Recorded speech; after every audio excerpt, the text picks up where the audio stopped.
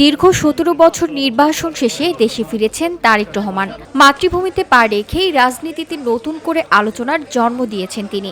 দেশের বিভিন্ন প্রান্তে এরই মধ্যে পুরোদমে নির্বাচনী প্রচারণা চালাচ্ছেন। ১৭ কোটি ৫০ লাখ জনসংখ্যার দেশে আদর্শ নেতা হওয়ার জন্য যে বজ্রকণ্ঠ প্রয়োজন তেমনটা না থাকলেও রাজনৈতিক দায়িত্ব পালনে তিনি বদ্ধপরিকর। বাংলাদেশের মানুষের রাজনৈতিক অধিকার, কথা বলার অধিকার, তাদের স্বাধীনতা, সব রকমের অধিকারকে কেড়ে নেওয়া হয়েছিল। প্রায় এক দশক ধরে স্থানীয় মিডিয়ায় তারেক রহমানের বক্তৃতা নিষিদ্ধ করেছিল স্বৈরাচারী আওয়ামী লীগ সরকার। দীর্ঘ সময় পর দেশে ফেরার পর নিজের বাড়ির বাগানের টাইম ম্যাগাজিনকে দেওয়া এক সাক্ষাৎকারে বিএনপির চেয়ারম্যান তারেক রহমান জানান, তার শরীর এখানকার আবহাওয়ার সঙ্গে ধীরে ধীরে মানিয়ে নিচ্ছে।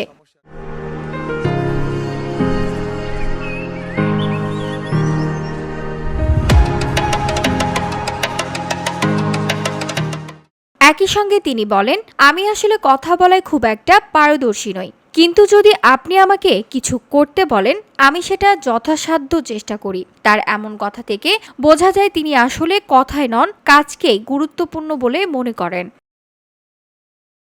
প্রতিবেদনে শেখ হাসিনাকে স্বৈরাচারী উল্লেখ করে তার পতনের পর বাংলাদেশের রাজনৈতিক রূপান্তর, আইন শৃঙ্খলা পরিস্থিতির অবনতি এবং ইসলামপন্থী রাজনীতির উত্থান নিয়েও বিস্তারিত আলোকপাত করা হয়েছে। এতে বলা হয়েছে, অন্তর্বর্তী সরকারের সংস্কার প্রচেষ্টা এখনো অসম্পূর্ণ ও নির্বাচন পরবর্তী বাংলাদেশ কোন পথে যাবে সেটি সবচেয়ে বড় প্রশ্ন।